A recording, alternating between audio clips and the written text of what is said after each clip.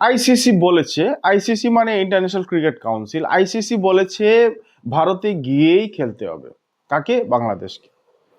এটা একটা ফ্যাক্ট। আরেকটা ফ্যাক্ট হচ্ছে বাংলাদেশ বলছে তারা ভারতে যাবে না, রেড অ্যালার্ট।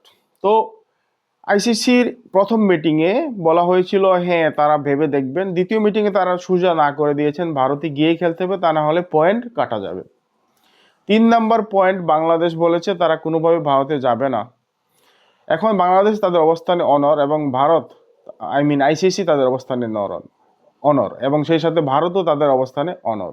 এখন প্রত্যেকের অবস্থানে অনর, মাঝে দিয়ে একটা হাসির খবর, পাকিস্তান বলছে পাকিস্তানে গিয়ে বাংলাদেশ খেলতে পারবে। অথচ বাংলাদেশে কিন্তু মাঠের অভাব নেই। বাংলাদেশে কি মাঠের অভাব পড়েছে যে বাংলাদেশের ম্যাচগুলা বাংলাদেশ পাকিস্তান গিয়ে খেলবে? হ্যাঁ, বাংলাদেশ প্রস্তাব করেছে শ্রীলঙ্কায় নিরপেক্ষ ভেন্যু হিসাবে শ্রীলঙ্কায় গিয়ে খেলবে, যেভাবে পাকিস্তান শ্রীলঙ্কায় গিয়ে খেলছে। পাকিস্তান কি করেছে? শ্রীলঙ্কায় গিয়ে খেলছে, কিন্তু তারা বাংলাদেশকে বলছে তারা বাংলাদেশ যাতে পাকিস্তান গিয়ে খেলে।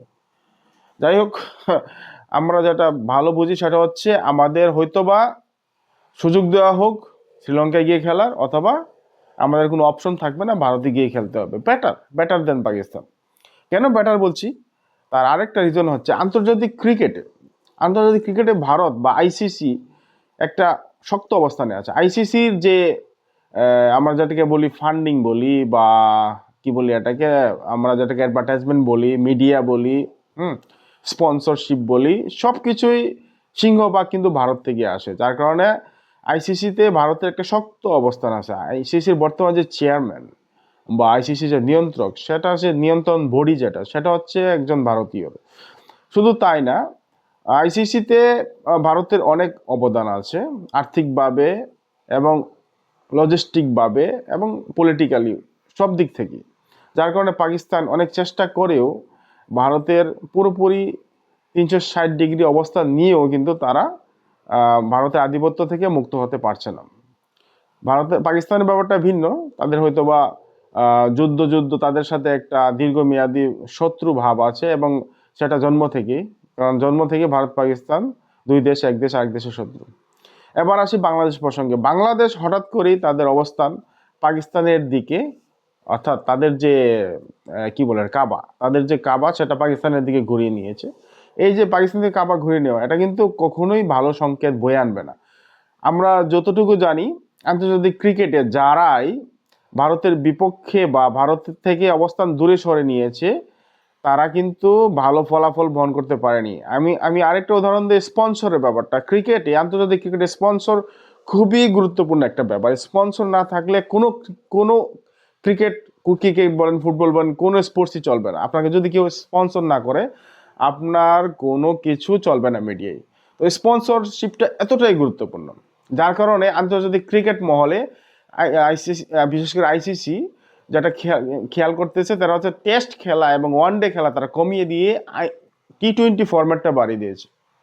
এর পেছনে কারণ হলো স্পন্সরশিপ বা স্পন্সর যারা করছে তারা টেস্টে স্পন্সর করতে চাচ্ছে না, ওয়ানডেতেও তেমন একটা নজর নেই। তাদের নজর হচ্ছে আইপিএলে বা T20-তে, বিশেষ করে T20-তে যেটা 20 ওভারের যে ফরম্যাটটা সেটার মধ্যে। কারণ 20 ওভারের ফরম্যাটে তাদের হাতে প্রচুর স্পন্সর আছে এবং সেখানে তারা বিনিয়োগ করতে চায়, ইনভেস্ট করতে চায়। স্পন্সরশিপ থেকেই ক্রিকেটের টাকাটা আসে। তাই যে কারণে আইসিসি T20 ফরম্যাটগুলা বাড়িয়ে দিয়েছে। এটা হচ্ছে সবাই জানে ব্যাপারটা। আমি যে স্পন্সরের কথাটা কেন বললাম সেটা হচ্ছে আন্তর্জাতিক ক্রিকেট থেকে আস্তে আস্তে আমরা দেখেছি অতীতে কেনিয়া হারিয়ে গিয়েছে, জিম্বাবুয়ে প্রায় হারানোর পথে, সাউথ আফ্রিকার অবস্থান তেমন একটা ভালো না, ওয়েস্ট ইন্ডিজও প্রায় বিচ্ছিন্ন হয়ে গিয়েছিল প্রায়। হ্যাঁ, এরকম আরো কিছু দেশ আছে, এর মধ্যে অন্তত এই 3টা দেশের নাম আমি বলতে পারবো, যারা মোটামুটি ক্রিকেট সম্পর্কে জ্ঞান রাখেন তারা জানেন। তো এই 3টা দেশের যে বর্তমান যে অবস্থান, তার পেছনে কিন্তু স্পন্সরশিপ দায়ী। স্পন্সর নেই, ভালো স্পন্সর নেই, যার কারণে এক দফা জিম্বাবুয়ে ক্রিকেট দলকে বাংলাদেশের যে cricket control board BCB plane ভাড়া দিয়ে বাংলাদেশে এনেছিল ক্রিকেট ম্যাচগুলো খেলার জন্য। অর্থাৎ তাদের প্লেন ভাড়া দেওয়ার মতো তাদের বোর্ডের কাছে টাকা নেই। তো কেন তারা এই অবস্থানে পৌঁছলো? কারণ ভালো কোনো স্পন্সর নেই। আমরা যদি মনে করি যে বাংলাদেশের হাতে কারিগরি স্পন্সর আছে, সেটাও ভুল। বাংলাদেশের যে অভ্যন্তরীণ যে স্পন্সরশিপ যে কোম্পানিগুলো আছে, যারা আছে, তারা আছে, কিন্তু তাদের 50% কিন্তু আপনার ইন্টারন্যাশনাল কোম্পানি, এবং ইন্টারন্যাশনাল কোম্পানির যে রিপ্রেজেন্ট বা যে বডি, সেটা কিন্তু ভারত বা অন্যান্য দেশের সাথে সম্পৃক্ত। তো আপনি যদি খেয়াল করেন স্পন্সরশিপের ব্যাপারটা ধরেন বা মিডিয়ার যে আধিপত্যবাদ সেটা যদি ধরেন, তাহলে দেখবেন যে ভারতীয়রা সেখানে ডমিনেট করছে, ভারতীয় স্পন্সরশিপ দিয়ে ডমিনেশন বেশি। তো বাংলাদেশ যদি ভারতের সাথে একটা বৈরী বৈরী ভাব এখন যেটা চলছে সেটা যদি অব্যাহত রাখে, তাহলে ভবিষ্যতে বাংলাদেশ আন্তর্জাতিক ক্রিকেটের স্পন্সরশিপ থেকে, স্পন্সর থেকে, ক্রিকেট অঙ্গন থেকে হারিয়ে যাবে, বিচ্ছিন্ন হয়ে যাবে। বাংলাদেশ যদি পাকিস্তানের মতো রিমোট দেশ হয়ে যায়, পাকিস্তান যেটা করছে সেটা ভিন্ন ব্যাপার। পাকিস্তানের গেমগুলো কিন্তু মানুষ উপভোগ করে, কারণ পাকিস্তানের অবস্থান অনেক পুরনো, তারা একবার বিশ্বকাপ জিতে এসেছে। সুতরাং তাদের সাথে বাংলাদেশ যদি কাঁধে মিলিয়ে চলতে চায়, সেটা একটা বড় ভুল করবে সেখানেই। পাকিস্তান যেটা করছে সেটা হচ্ছে তারা বৈরিতা ভাব রাখলেও তারা কিন্তু ভারতের সাথে ম্যাচগুলো খেলছে। কেন খেলছে? কারণ আমরা সবাই জানি ভারত পাকিস্তান ম্যাচ মানে হাই ভোল্টেজ ম্যাচ। মানুষ মনে করে ভারত পাকিস্তান ম্যাচগুলো অনেক বেশি প্রতিদ্বন্দ্বিতাপূর্ণ, অনেকটা বক্সিং ক্রিকেটের মতো, অনেকটা কি বলে সেটাকে, মানে একটা মারামারি, একটা যুদ্ধ যুদ্ধ অবস্থা, যার কারণে মানুষ সেটা দেখে এবং সেই দেখার কারণে তাদের স্পন্সর আরো বেড়ে যায়। কিন্তু বাংলাদেশ যদি মনে করে যে তারা পাকিস্তানের অবস্থানে চলে যাবে এবং ভারতের সাথে একটা বৈরিতা করার ফল হিসাবে তারা তাদের নিজস্ব একটা ব্র্যান্ড, একটা অ্যাম্বাসেডর, একটা একটা স্পন্সরশিপ, একটা বিশাল মিডিয়া কভারেজ পাবে, সেটা ভুল। সেটা ভুল। আর সঠিক কিনা আপনারা অদূর ভবিষ্যতে অবশ্যই দেখতে পাবেন। বাংলাদেশ যদি এইবার বিশ্বকাপ নাও খেলে বা খেলেও যদি ভারতের সাথে যে বৈরী ভাব অব্যাহত রেখেছে সেটা যদি অব্যাহত রাখে, ভবিষ্যৎ বাংলাদেশের জন্য খুব খারাপ হবে, বিশেষ করে ক্রিকেট অঙ্গনে। ঠিক আছে?